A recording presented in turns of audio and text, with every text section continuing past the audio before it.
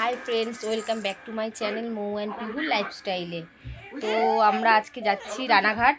তো চলো, এই যে পিহুর শরীরটা খুব অতটা ভালো নেই, একটু খারাপ আছে। দেখো পিহু কান্নাকাটি করছি। পিহুকে এখন চুল বাঁধবো, পিহুকে রেডি করিয়ে দেবো।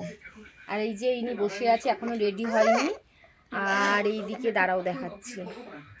আর এইদিকে এই দেখো টিভি চলছে, তাই টিভি দেখছে। এই যে শাশুড়িমা দাঁড়িয়ে আছে, আর এই যে বৃষ্টি। তো চলো, আবার স্টেশনে গিয়ে তোমাদের সাথে দেখা হচ্ছে।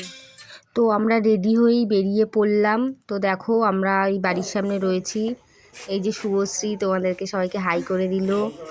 তো আমরা রেডি ফেডি হয়ে সবাই মিলে বেরিয়ে পড়লাম।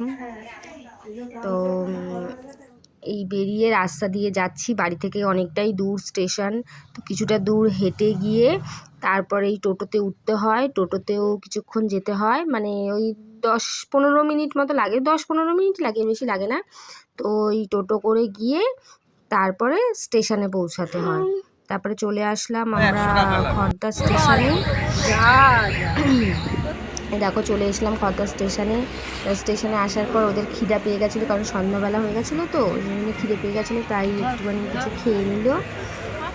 তো খাওয়া দাওয়া করে তারপরে আমরা ট্রেনের অপেক্ষায় ছিলাম। তো ট্রেন চলে আসলো, তো আমরা ট্রেনে উঠে পড়েছি। দেখো পিহু ঠান্ডা লাগছিল বলে পিহুকে একটা রুমাল টুপি পরিয়ে দিয়েছিলাম, কারণ ঠান্ডার সিজন। তো ফাইনালি আমরা চলে এলাম বাড়িতে।